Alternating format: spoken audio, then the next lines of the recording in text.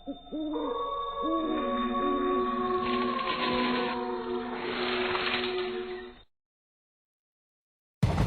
का वक्त था। कस्बे से दूर बसे पुराने गांव भैरवपुर की गलियां हर रोज की तरह सुनसान हो चुकी थी। आसमान में हल्के बादल थे और ठंडी हवा के झोंके पुरानी हवेली की टूटी खिड़कियों से सनसनाहट पैदा कर रहे थे। गांव के लोग इस हवेली के पास से भी नहीं गुजरते थे।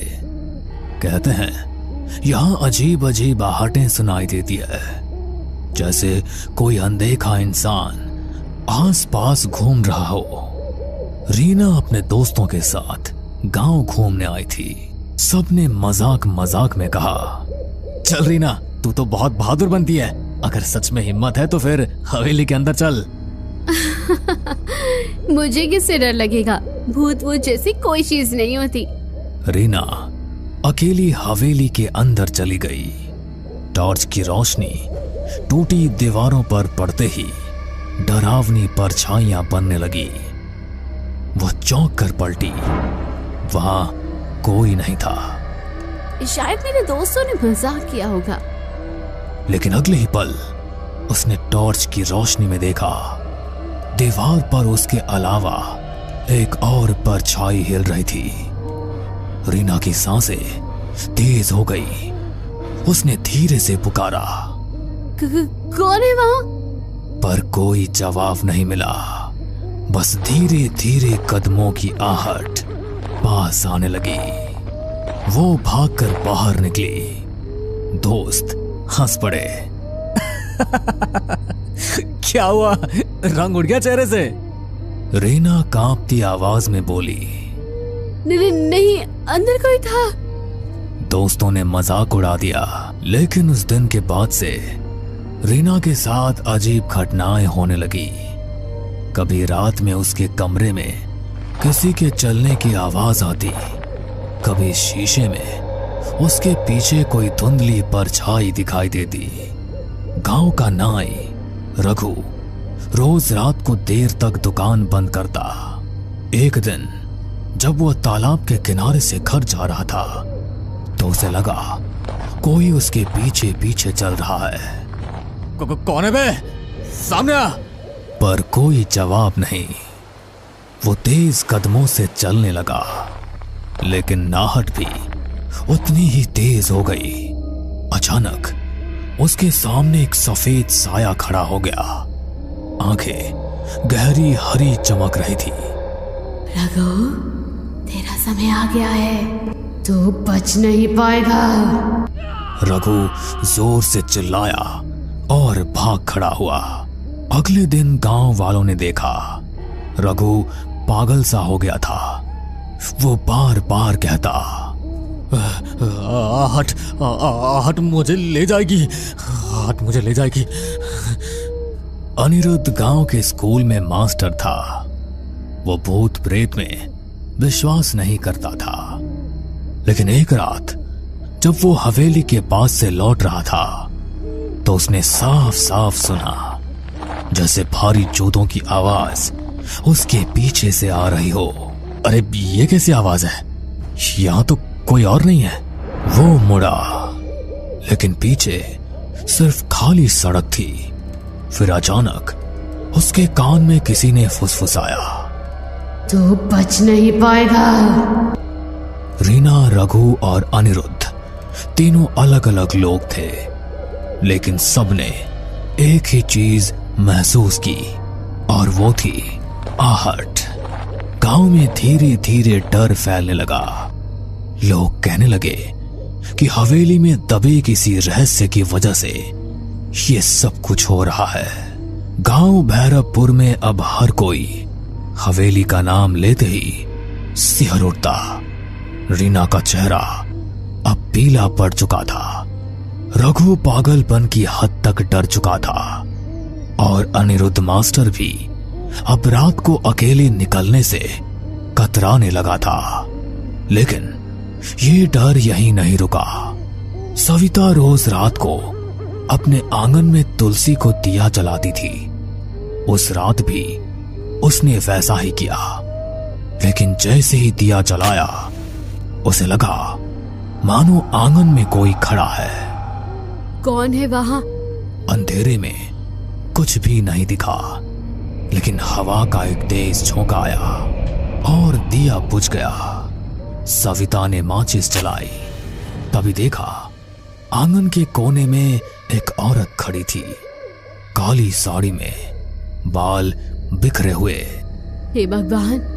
वो औरत धीरे धीरे आगे बढ़ी और उसके कान में फुसफुसाई, आहट सुनो, आहट सुनो, तुम्हें कोई लेने आ रहा है। सविता चीख पड़ी।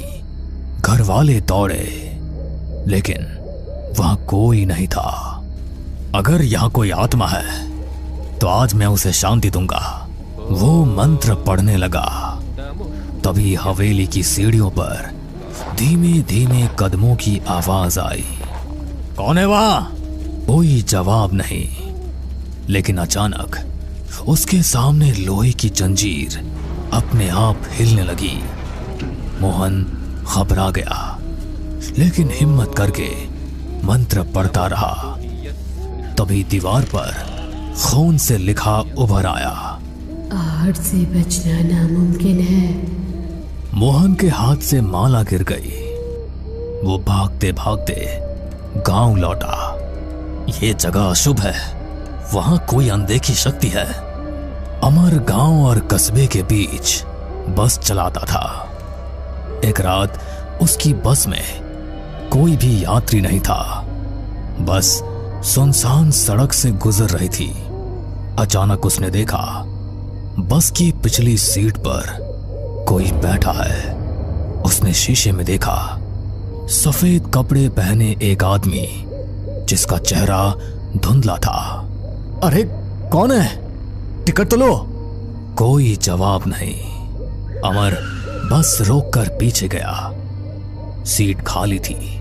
वो लौटकर ड्राइवर सीट पर बैठा। तभी उसके कान में आवाज आई, बस चलते रहो, आखिरी मंजिल तो मेरे पास है। अमर की हालत खराब हो गई। उस दिन के बाद उसने रात में बस चलाना ही छोड़ दिया। गांव वालों की दहशत सुनकर पुलिस ने जांच के लिए डीसीपी अरविंद को भेजा। अरविंद बहुत तर्कसंगत इंसान था। भूत प्रेत की बातों पर हंसता रहता था। अरे ये सब अंधविश्वास है, मैं खुद हवेली जाऊंगा और देखूंगा। रात को वो टॉर्च लेकर हवेली पहुंचा। दीवारें खंडहर हो चुकी थी, लेकिन अचानक सीढ़ियों पर भारी कदमों की आहट गूंजी। रुको, कौन है वहां? उसने टॉर्च जलाई।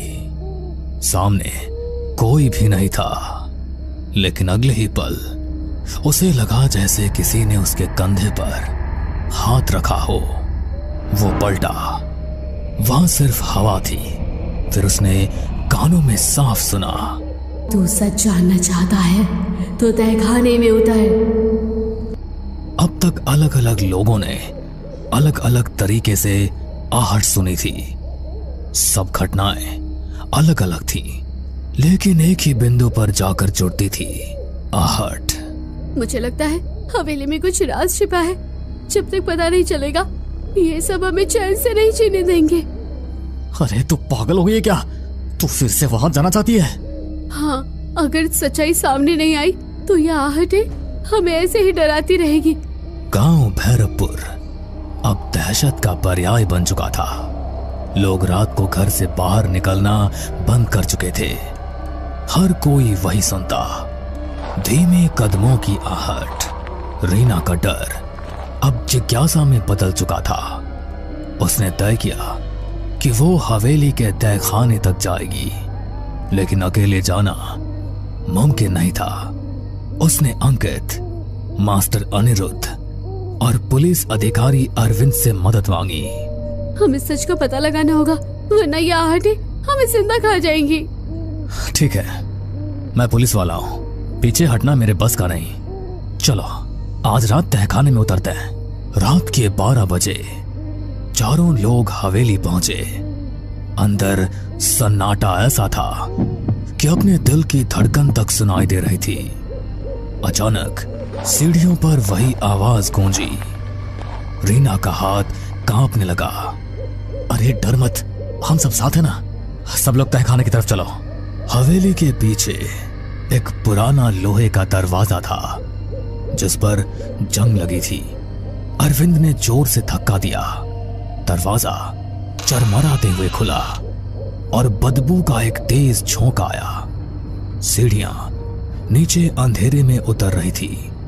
चारों लोग नीचे उतरे। तहखाना ठंडा और सीलन भरा था। दीवारों पर काई जमी थी और बीचों बीच एक टूटी चौकी रखी थी।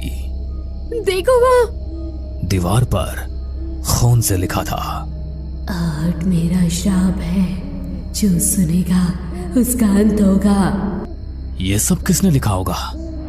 तभी तहखाने के कोने से एक सफेद धुंधला साया उभरा। सबके कानों में वही आहट गूंजी। मैं इस हवेली की मालकिन ललिता हूँ। 100 साल पहले मेरे पति ने लालच में मुझे यहीं जिंदा दफना दिया था।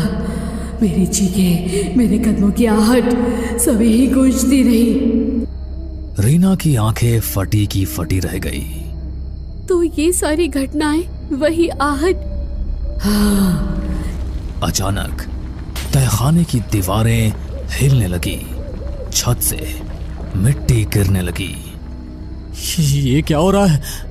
मेरा श्राप अनंत है। जो सच जानता है वो भी आहट से बच नहीं सकता। रीना, अंकित, अनिरुद्ध और अरविंद चारों बाहर भागने लगे, लेकिन हर तरफ से आहट की आवाज आने लगी। कभी पास, कभी दूर, कभी ऊपर, कभी नीचे। सभी हवेली से बाहर आने लगे। तभी अरविंद ने सबसे कहा, अगर हम इस हवेली को ही जला दें तो शायद ललिता का दफन शरीर भी जलकर मुक्ति पा लेगा और आहट का ये पूरा किस्सा ही खत्म हो जाएगा। उसके बाद सबने मिलकर पूरी हवेली में आग लगा दी और सभी हवेली से बाहर निकल आए। हमने सुना भी था कि हवेली की मालकिन अचानक गायब हो गई थी। असल में उसे मार दिया गया था। फिर अगले दिन लोगों ने हवेली में सामूहिक पूजा करवाई। उस दिन पहली बार कई सालों बाद गांव में रात शांति से बीती। लेकिन कुछ दिनों बाद रीना अपने कमरे में पढ़ाई कर रही थी। खिड़की से ठंडी हवा आई। अचानक उसे लगा जैसे कमरे के कोने से धीरे धीरे कदमों की आहट आ रही है। उसने कांपते हुए कहा, कौन है? कोई जवाब नहीं मिला, बस वही आवाज। रीना की आंखों में डर फिर से उतर आया।